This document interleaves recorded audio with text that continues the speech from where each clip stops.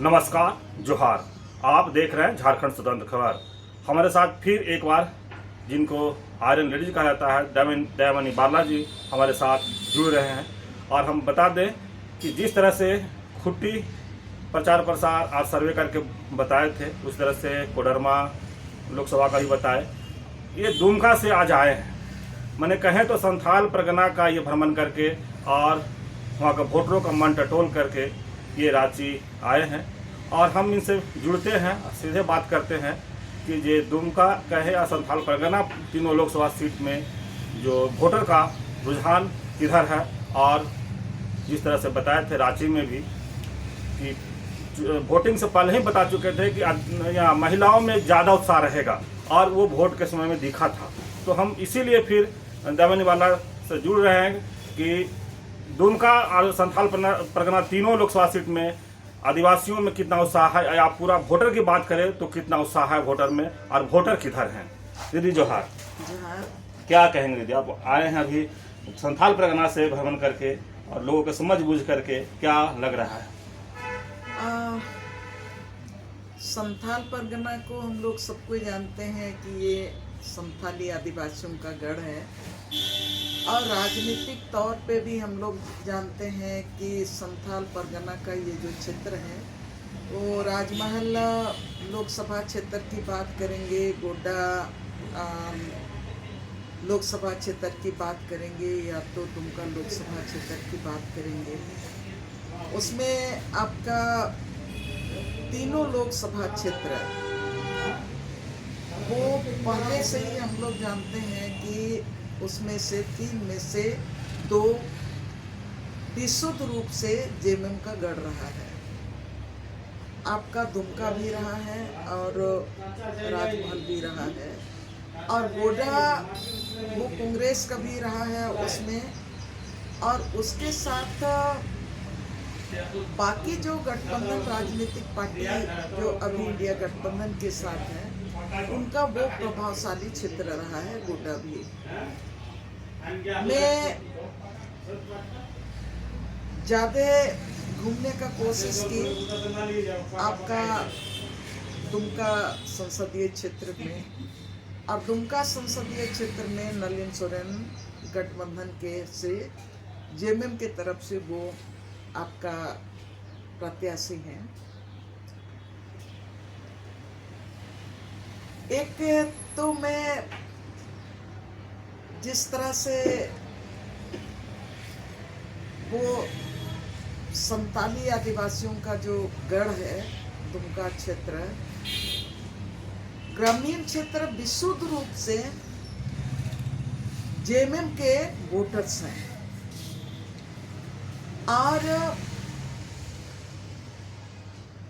और जिस मैंने पूरे राज्य में जिस तरह से ग्रामीण क्षेत्र के जो मतदाता हैं वो ज़्यादा उत्साहित हैं, और इंडिया गठबंधन के साथ ग्रामीण क्षेत्र के मतदाता और क्षेत्रों में जिस तरह से दिखे, उसी तरह से आपका संथाल परगना क्षेत्र में भी वो दिखाई दे रहा है। दुमका के बात आप जब कर रहे हैं दीदी, तो दुमका जहाँ तक आप बोल रहे हैं जेएमएम का गढ़ रहा है, लेकिन बीजेपी से भी सीता सोरेन, उससे भी सोरेन की बड़ी बहू, दूसरी तरफ नलिन सोरेन का तो वहाँ ज़्यादा नहीं दिख रहा है, दिख रहा है वहाँ कल्पना सोरेन, जैसे सोरेन के दूसरी मैंने छोटी बहू, ये दोनों में दिख रहा है। तो अब जेएमएम का गढ़ तो रहा है, और दोनों जेएमएम का ही एक तरह का है, तो बहू है, तो किधर मैंने वहाँ के जनता क्या मूड में है और किधर? देखिए, जनता का मूड सीधे तौर पर गठबंधन के साथ है। सीता सोरेन अभी जिन भी कारणों से गई हैं, सबको जानते हैं कि ईडी है, पीडी है, सारा चीज़ है,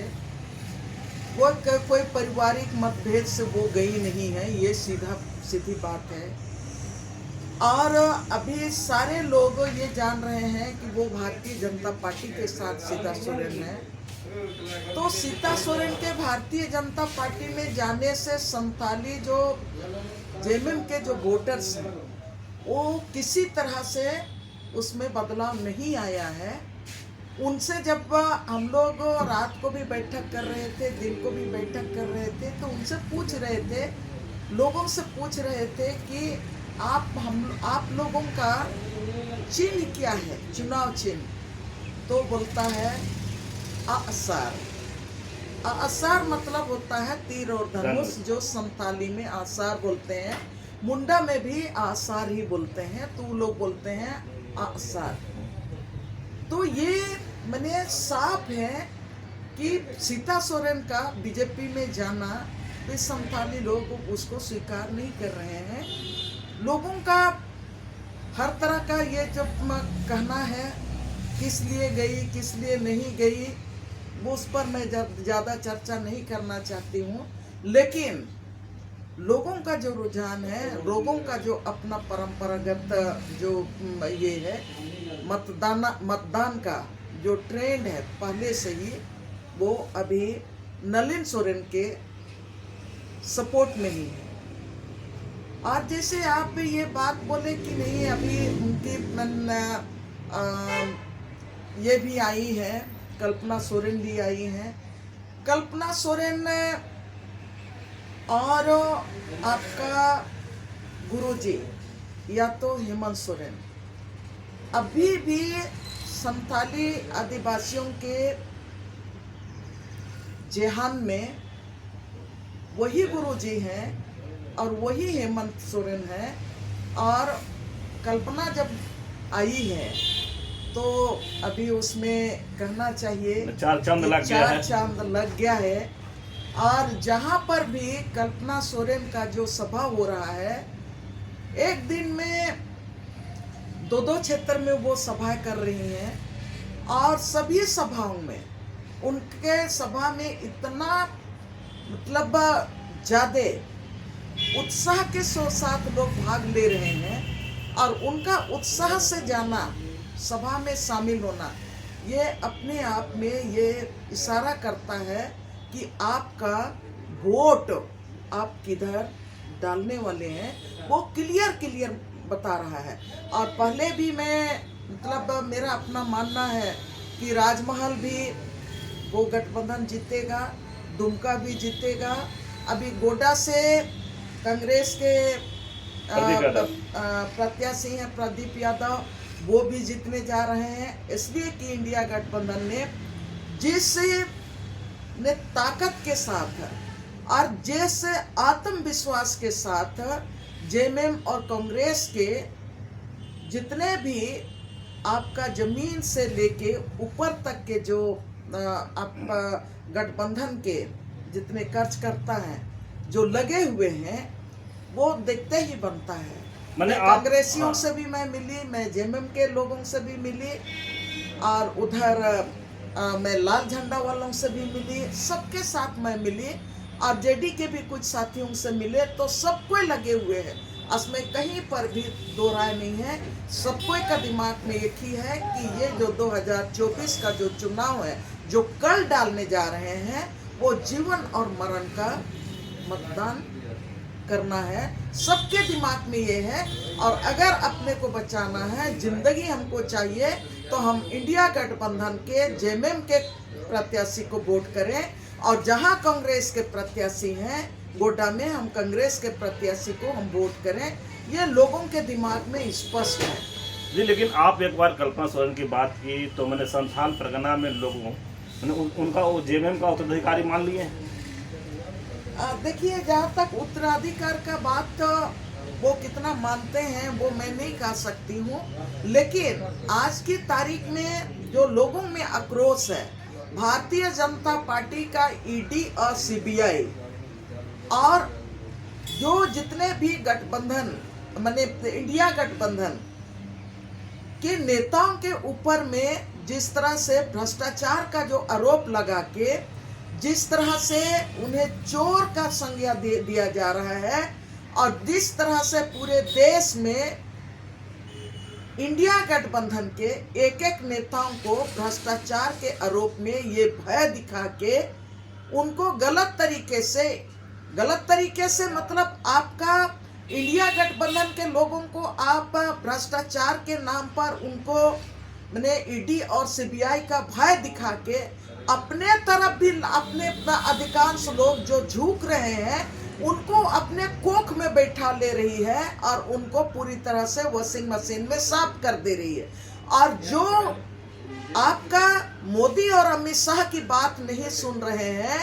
उनके सामने नहीं झुक रहे हैं, उनको जिस तरह से हमारा जो पूर्व मुख्यमंत्री हेमंत सोरेन को डालने का काम किया जेल में, जिस तरह से दिल्ली के मुख्यमंत्री अरविंद केजरीवाल को डालने का काम किया जेल में, उसका सारे लोग मतलब उनका आक्रोश है।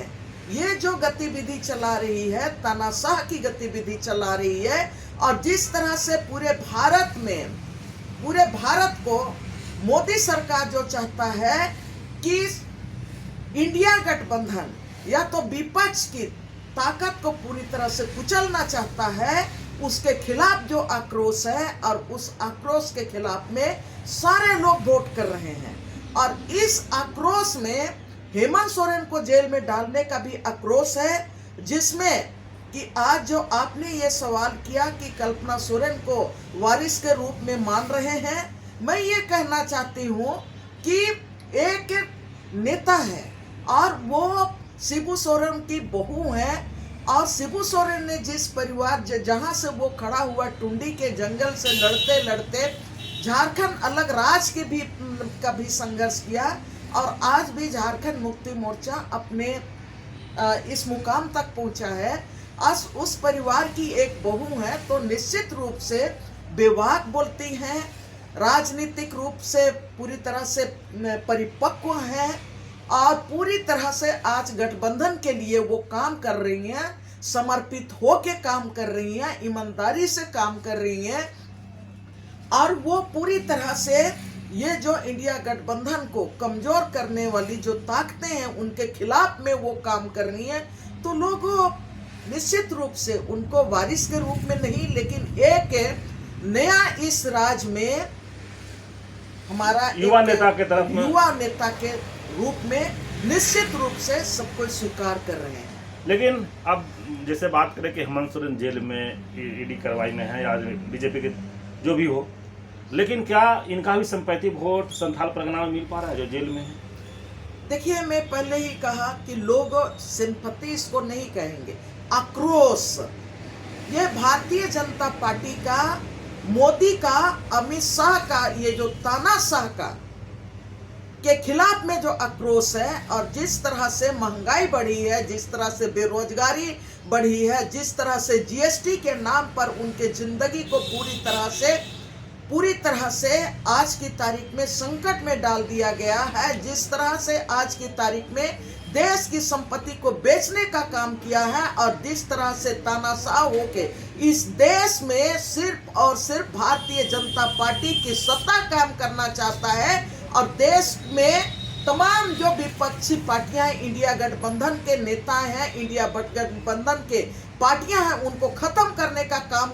ये साजिश रची हुई है, उसके खिलाफ में लोगों का आक्रोश है, और वो आक्रोश अभी काम कर रहा है। लेकिन दी, फिर एक बार बात करें कि संथाल परगना के विशेष तरह से बात करें तो वोटर किनको वोट देने के मूड में है, लेकिन दुमका में बात करें तो शिबू सोरेन के दोनों बहू हैं, लेकिन एक बहू को जैसे आप बताएं कि लोग मान रहे हैं युवा नेता के रूप में, लेकिन सीता सोरेन भी शिबू सोरेन की बड़ी बहू हैं, उनके पति भी स्वर्गीय दुर्गा सोरेन एक पार्टी में जबरदस्त युवा नेता के रूप में देखे जाते थे और थे भी, और जो पार्टी का गढ़ने में उनका भी बहुत बड़ा एक ये रहा होगा, मैंने कहा बोले सहयोग रहा है। तो उनको न देख करके लोग कल्पना सोरेन के क्यों ज्यादा सपोर्ट मिलता है? देखिए, कल्पना सोरेन और सीता सोरेन दोनों बहू हैं, ये दोनों सम्मानित हैं, लेकिन यहाँ पर पार्टी की बात है, यहाँ पर पार्टी की बात है, यहाँ पर जनता लड़ रही है, जनता लड़ रही है इंडिया गठबंधन वर्सेस भारतीय जनता पार्टी। यहाँ पर आम जनता वोट करने जा रही है। ये तो अंतिम चरण का कल चुनाव वोट डालेगा, लेकिन प्रथम चरण से लेके कल 7वें चरण तक लोग जो वोट कर रहे हैं जीवन और मरण का, जिंदगी जो चाहते हैं, इस देश का भारत को इस देश के लोग भारत को बचाना चाहते हैं, संविधान को बचाना चाहते हैं, लोकतंत्र को बचाना चाहते हैं, युवाओं के नौकरी को बचाना चाहते हैं, अभिव्यक्ति की आजादी को बचाना चाहते हैं, और यहाँ पर तमाम जो आने वाले जो पीढ़ी है उनके भविष्य की बात करना चाहते हैं, वो इंडिया गठबंधन को वोट दे रहे हैं। और जो लोग भारतीय जनता पार्टी के साथ हैं वो इंडिया गठबंधन के विपक्ष में है, लेकिन वो लोगों को यह समझ में नहीं आ रहा है कि वो भारतीय जनता पार्टी को वोट करके भारत को नष्ट करने के दिशा में वो आगे बढ़ रहे हैं। तो यहाँ पर आपने जो सवाल किया, सीता सोरेन भी बहू है और कल्पना सोरेन की भी बहू है। अगर सीता सोरेन आज भी जेएमएम में होती या तो इंडिया गठबंधन के साथ होते तो निश्चित रूप से उसको भी वोट देते, लेकिन आज इसलिए उनको वोट नहीं करने का मन लोग बनाए हैं क्योंकि वो भारतीय जनता पार्टी की उम्मीदवार है,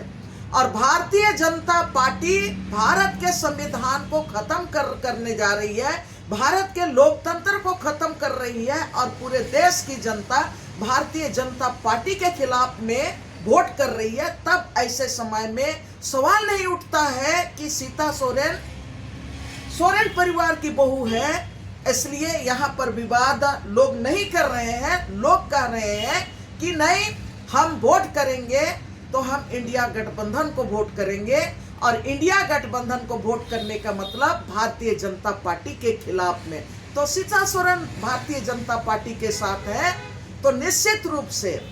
कल्पना इंडिया गठबंधन के लिए काम कर रही है। तो लोग सिर्फ कल्पना के लिए नहीं वोट कर रहे हैं, लोग सिर्फ हेमंत सोरेन के लिए वोट नहीं कर रहे हैं, लेकिन भारत के देश के बचाने के नाम पर, भारत के संविधान को बचाने के नाम पर, भारत के संविधान की रक्षा के नाम पर, जंगल बचाने, जमीन बचाने के नाम पर, और यहाँ का नौकरी बचाने के नाम पर, और यहाँ की जो हमारा जो आरक्षण है उनको बचाने के नाम पर